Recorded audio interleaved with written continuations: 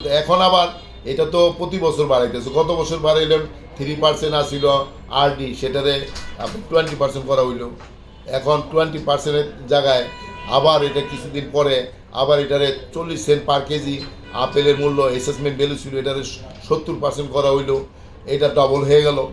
আবার এখন করা হয়েছে সম্পূরক শুল্ক, যেটা 20% ছিল সেটাকে আবার বাড়িয়ে 30% করা হয়েছে, 10% বৃদ্ধি করা হয়েছে।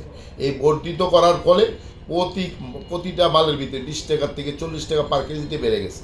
আমাদের এক একটা কন্টেনারে 3 থেকে 4 লাখ টাকা 5 লাখ টাকা মতো আমার ডিউটি বেড়ে গেছে। এত টাকা দিয়ে ডিউটি দিয়ে আমরা মাল এনে আমার ভোক্তা সাধারণ যদি ক্রয় ক্ষমতার বাইরে চলে যায়, ভোক্তার জন্য খাবে না।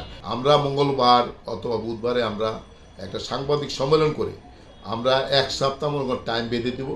1 সপ্তাহের ভিতরে যদি এইটা নিয়ে এই ভ্যাটটা যে বর্ধিত করা হয়েছে প্রত্যাহার না করা হয়, তাহলে আমরা সকল বর্ডার এবং সি পোর্টগুলো যেগুলো আছে বন্দরগুলো থেকে আমরা ফল ডেলিভারি নেওয়া বন্ধ করে দেব। আমরা কোনো বিলোপেন্টি আমরা নোট করব না, অ্যাসেসমেন্ট করব না, এবং আমরা ডিউটি পে করব না, সম্পূর্ণ আমরা বন্ধ রাখবো। কারণ আমাদের তো আইনে আমাদের তো বাড়িঘর বিক্রি করে আমরা টাকা দিব না, আমরা রাজস্ব দিতে পারবো না। আমি একটা কন্টেনার নিয়ে আসবো, 4-5 লাখ টাকা লোকসান হবে, আমি কয়দিন আমার ব্যবসা চলবে? আমি তো ব্যবসা করবো না, আমি ব্যবসা বন্ধ করে দিব। ব্যবসা তো বন্ধ মানে করা না করার ইচ্ছা অধিকার আমার আছে, আমি তো লস করবো না। এই কারণে আমরা ব্যবসায়ীরা এখন আমার উপরে খুব প্রেশার দিচ্ছে, তারা ঐক্যবদ্ধ হচ্ছে। তাদেরকে মনে করেন আপনারা, আমরা এতদিন আমরা অনেক কথা বলেছি, আপনাদেরকে চিঠি দিয়েছি, এনবিআরের সাথে কথা বলেছি, এনবিআরের চেয়ারম্যানের সাথে দেখা করেছি। এখন আমার কথা যদি কেউ না শুনে, তখন আমাদের এই পথ ছাড়া, বন্ধ ছাড়া, ডেলিভারি না নেওয়া ছাড়া কোনো উপায় থাকবে না। তখন আমরা আলোচনা যদি হয়, তাহলে আমরা এখন এলসি আমরা বন্ধ করে দিয়েছি।